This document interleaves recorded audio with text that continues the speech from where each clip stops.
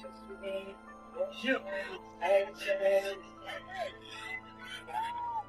it too late now to say sorry?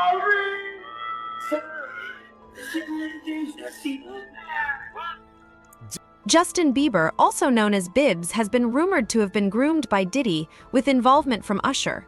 Despite evidence suggesting grooming by Diddy, Bieber has remained silent on the matter. As a teenager, Bieber frequently attended Diddy's lavish celebrity parties and was reportedly involved in some questionable activities. Lost myself at a Diddy party, didn't know that's how it goes. I was in it for a new Ferrari, but it cost me way more than my soul. Wasn't worth all the f***ing fame. Recently, it seems that Justin Bieber has been subtly speaking out through his music. In his 2020 song Lonely, the lyrics hint at deeper emotions and experiences than what you might hear at first glance.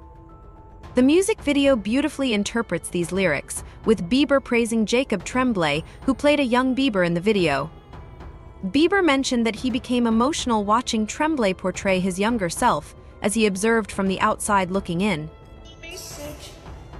And it felt like no one gave a shit. They criticized the things I did as an idiot kid. Oh, what if you had it all with nobody to call? Maybe then you know me.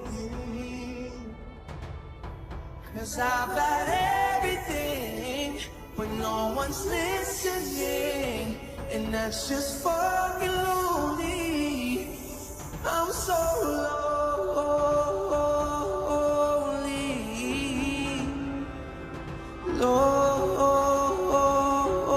Lonely.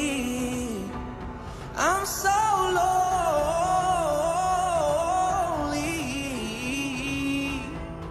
Lonely.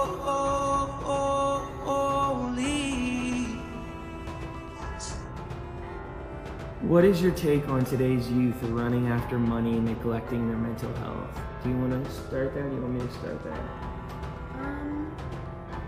Sorry. I was just gonna say that. That's a great question. That is a really good question.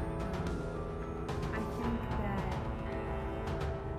I don't think there's anything wrong with being motivated to be successful, wanting to make money, wanting to be able to take care of yourself and feel financially stable. And that's totally fine.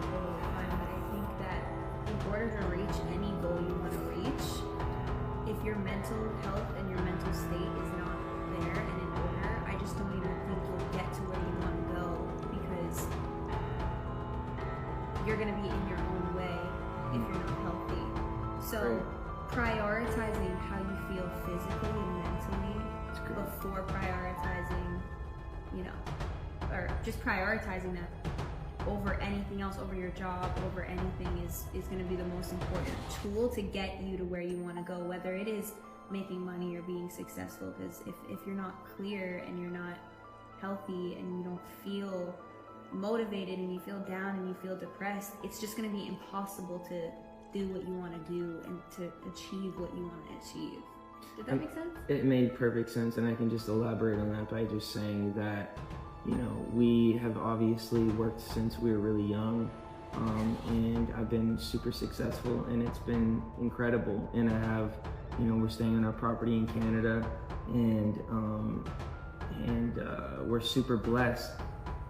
But, a few months ago, I was really struggling mentally and emotionally, and just there was so many things that were adding up, and I wasn't able to enjoy any of the things that I owned. That stuff's not gonna matter to you. None of the actual things did anything, because I was so hurt and I was so confused and I was so sick, and there was all these things, and I was like, I can't, there's like, you just can't, like you said, you can't enjoy the actual physical, tangible, like, things that money offers, right? Like,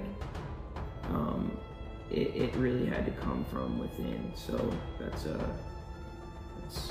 I guess our perspective. And I think knowing that, like, going back to like my faith in that time, like, I feel like I couldn't have like it wasn't, yeah, I don't know, it just wasn't money and stuff that got me through it. It wasn't all the things. It was like taking the initiative to say, you know, I'm struggling, I need help, who do I turn to, who can I call? And one of, you know, obviously you were there for me.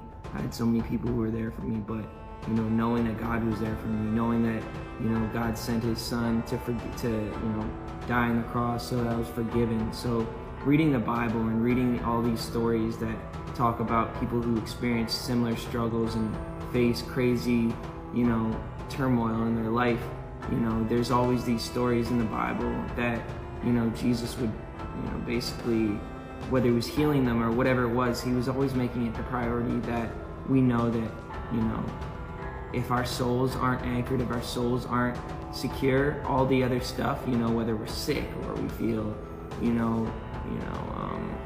just whatever it is, the facts are that Jesus forgives us for all of the error and the wrong that we, that we have done in our past and continue to do because of, the human condition. We're all imperfect. So, knowing that, I was forgiven in a time where I was hurting and broken, that's what brought me through and let me know that, don't give up, you're good. So that's a big thing for me.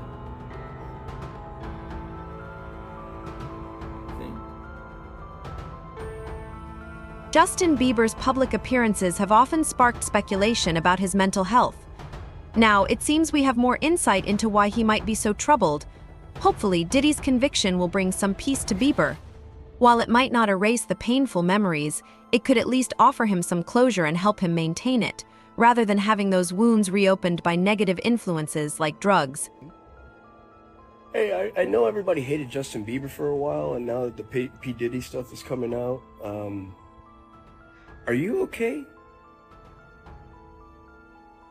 I just finished watching a 5-minute compilation, and I never really followed Justin Bieber. It's not really my, I grew up on Bone Thugs and Eminem, and Justin Bieber was on the opposite side, but what the fuck have the celebrities done to him? Look at the compilation video. There's a compilation video out there that it's got about 140,000 likes, which means it's made its rounds. Wow. James Corden. What the fuck? And here's my thing. He's on stage getting groped at an awards show. And all anybody can do while he's saying is, "I feel violated," is laugh and clap. If we look back at this, the mainstream audience fed into this. It's disgusting. Asking a 15-year-old about the sex talk? Are you kidding me? And his response was genius. His response, the fact that you're asking the 15-year-old about the sex talk, it's a little creepy. Man, somebody check up on him.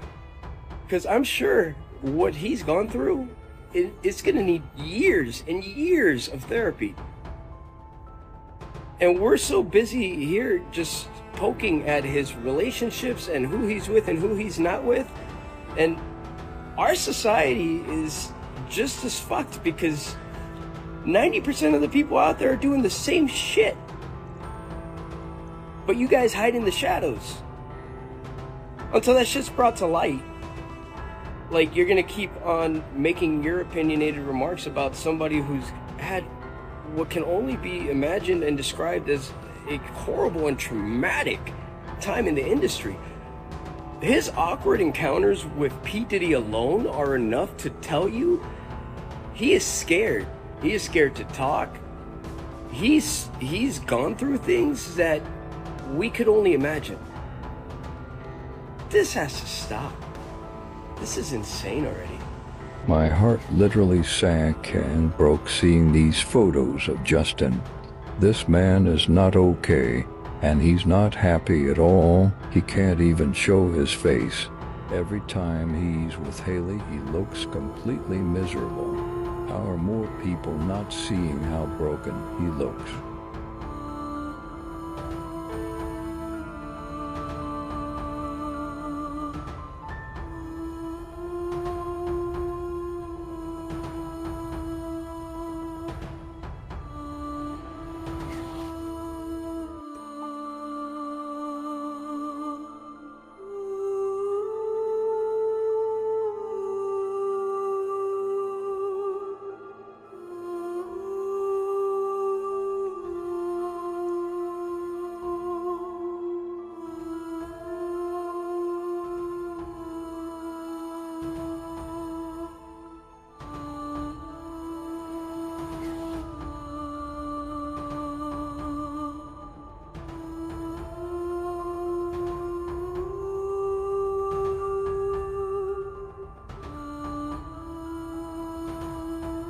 You want more? I'll give you more. Kim Kardashian stopped following Diddy 24 hours prior to the raid. And that's also when she ended her relationship, publicly ended her relationship, and all of that is in air quotes, with Odell Beckham Jr. Okay, I can't find the comment, but someone had said Sloan Bella. I'm not exactly sure. I know Sloan on YouTube. He's one of my friends. I love Sloan. I don't know who Sloan Bella is, but they were saying that Sloan Bella was saying that Justin's going to be exposed. Like, I think he's complicated like Drake Bell is, where oftentimes, same with Usher, victims turn into predators, schmoozers. So because my main account is gone, all of my Justin deep dive is gone. In lieu of that, I'm gonna just do some of the Bieber blind items that don't specifically relate to Swim Fan, but Justin and Usher, all of that stuff. I found this one, and I brought up the Sloan Bella comment because this one from 2011 is a Selena Gomez Justin Bieber blind item, but it talks about Justin Bieber getting exposed for bad behavior and Selena Gomez like wanting out. Selena Gomez wanted out for a number of reasons, okay? But Selena Gomez does have a very like kid-friendly, teenage girl-friendly image that she maintains. Benny doesn't do that one any favors. So this is just interesting. I never seen this blind before. I don't remember this one. I usually remember all of them. His girlfriend knows that the accusations are true, so she's getting out. She has her own reputation to consider. The faster she distances herself from the coming shitstorm, the faster she and her career can recover. But how does this girlfriend really know that the accuser is telling the truth and that the storm is coming?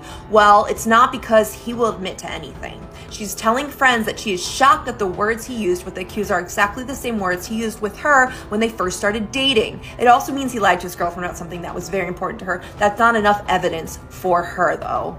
So that's 2011, Selena Gomez and Justin Bieber. Obviously, they didn't break up for good at that point. They got back together again and then broke up about 56,000 more times. So I wonder if those prayers are like twofold. One, because maybe Justin Bieber is aware and involved in some shit. He was like a cash cow when it came to teenage girls. Like that, teenage girls flocked by the hundreds of thousands wherever he went in the 2010s. And that's really disturbing and dangerous when you think about, you know, his connections and who he was associating with still at those times. But now it's the church that uses that same attraction of those hundreds of thousands of teenage girls. I think he still has a fan base like that age, to try and get them to join the church. Like it's an influencer thing. So that's why like Justin Bieber is a very complicated celebrity for me personally, in my opinion, because like he has done some horrifying things, and I'm sure that there's more things that I don't even know about. None of us know about that he's done that are horrifying. I can only imagine based on the horrifying blind items.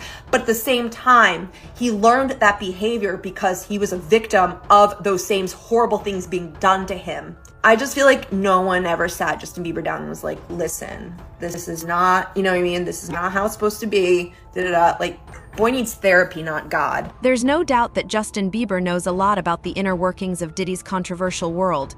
It's likely only a matter of time before the authorities approach him. I can't blame him for staying silent. Diddy might have already threatened him or could do so in the future. Either way, Diddy needs Bieber to remain quiet. Anyway, getting back to Justin Bieber. So I was asleep in my dream and I was in my bed and he was beside my bed, but it wasn't the bed that I actually sleep in. He was on the floor beside me, dressed in clothes like it was during the daytime, and I was on the bed and I was looking down at him like I would my kids when they were, you know, teenagers or whatever, and if they came on the room to do a project or draw on the side of the floor, you know, whatever they were doing, I looked at him like that. He looked to be about 15 or 16 in my communication with him while I was actually asleep, but I don't feel asleep. And he was playing a board game. So there was a board game like Snakes and Ladders. It wasn't Monopoly, it wasn't checkers, it wasn't anything like that. It was like Snakes and Ladders. We were moving up and down and I was watching what he was doing. And as I was watching what he was doing, I was basically telepathically picking up on the feeling around him. And there was this really interesting feeling of, I wish I could go back before this happened. So I got the distinct impression that he wanted to go back to a point in his life before whatever is going on right now. And then I got the really, really kind of eerie feeling that the next several weeks for Justin were going to be very difficult. I wasn't really trusting what was going on. I didn't know if he was being pushed into something he didn't want to be pushed into, or convinced to do something that he doesn't want to do, or, you know, tricked into something. But I do know the month of June is extremely, it teeters with him. It's very precarious, because as I was playing the board game, watching him play the board game, he was going up these ladders and then down, and I didn't quite understand what that meant, but I took it to correlate with what's going on in his life. And he refused to show himself, at least in my dream, as an adult the way that we know him now. He wanted to go back to before the tattoos, before any of those things happened, and he wanted me firmly focused on that is who he was. So I started to ask myself in the midst of my sleep, and can't even remember most of it, but I started to ask myself, what exactly does that mean? And I really felt like he was living in two different dimensions, so to speak, or two different points of reality. How he sees himself and how we see him, who he is, and the struggle for who they want him to be. That is going on right at this second. I got that so strongly. The other thing that I saw with him, and I have no idea what religion he is. I know that he was on the news at some church in Los Angeles, and I'm not talking about that, but I got the distinct impression that he was focused on religiously elevate. I'll use the word religion because it seemed like he was holding rosary beads, and I don't even know if he is Catholic or not. But in this, when I was talking to him, he had them in his hand and he was holding them. They were kind of hidden out of my sight, but it was something he was clutching onto over here. And it was what we would do in times of need, or when we needed peace, in a religious or a God sense. This is what I felt he was doing. But then he would go back to playing the board game, and he was kind of mumbling and talking to me without ever mumbling and talking to me. So I was picking it up in my own head what he was talking about, and he was stuttering over certain things. Now, I do feel with his energy that he has seen and experienced something that he should not have, because he's trying to erase a whole chunk of his life. That's what I got from that. He's trying to actually remove himself from being connected to this certain point in his life. He wants nothing to do with it at this point. He wants to go back to before it happened. So whatever it is that happened from timing in my dream, it's going to be about the age of 15 with him. Not sure what that was, but at 15, there's a big turning point.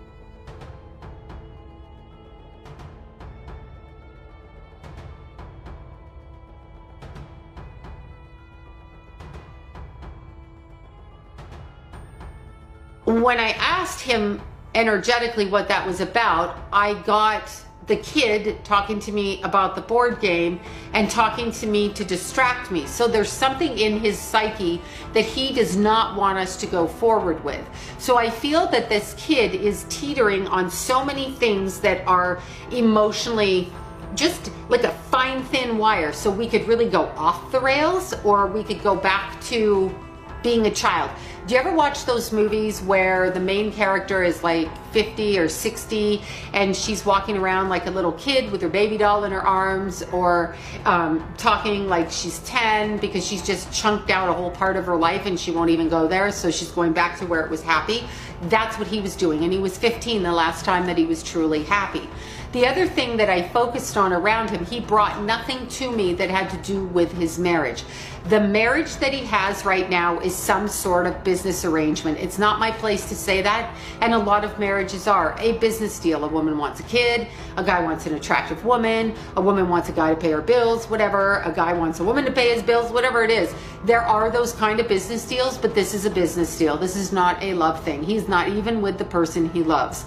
This I could see from the board game, although it wasn't exactly spoken to me, because he was trying to get up the ladders to where he could find the person that he wanted to settle with and have family. And my mind went straight over to these beautiful like lakes and boating, and like a lake house and a boat house, and where he wanted to relax and have fun and doesn't have time to do this.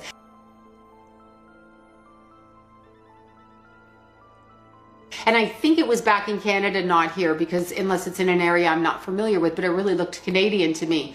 So there's a part of him that really wishes he hadn't stepped forward the way that he did. He's basically was telling me that he did this to himself without realizing what he did to himself. So I don't think the trajectory of where his life has gone is at all what he wanted.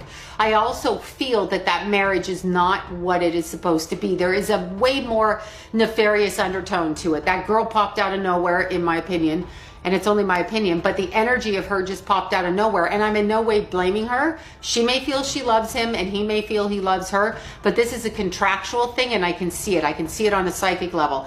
She is there to align him with the way that they want him to be aligned, and I'm sure that she was brought into his life to coerce him into continuing with his multi-million-dollar money deals and that kind of thing.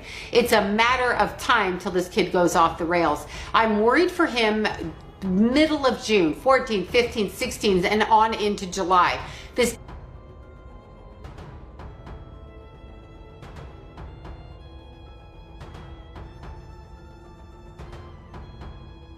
doesn't feel safe to me for him. And I'm talking emotionally. I don't mean like anybody's going to hurt him. It just doesn't feel safe to me on an emotional level. I'm very much all over. What they did show me in the dream as well is he was very much surrounded by people on the other side that had passed over. There was a really strong influence of a man on the other side that he used to love when he was very little, who was around him, kind of a big strapping man that had his arms around him.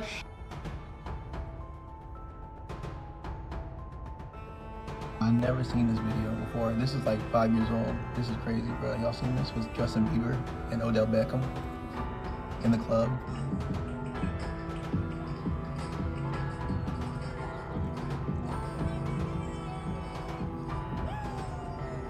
Bruh. And that was Trey Songz right there. So you already know what's up. Look at that.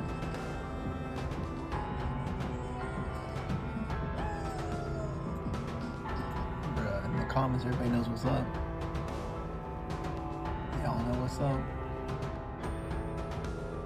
And Trey Songz, I feel like that's a giveaway, bro. Odell and Trey Songz. Come on now, that's that rainbow energy, bro. All you need is Drake to complete the fucking trifecta. You know what I'm saying? Many up-and-coming artists in the 2000s fell victim to Diddy's infamous freak-offs at his flavor camp. Usher, Justin Bieber, and others were reportedly involved. It was even revealed that Usher once had to be taken to the hospital due to what happened at the camp. Someone get that boy some Gatorade.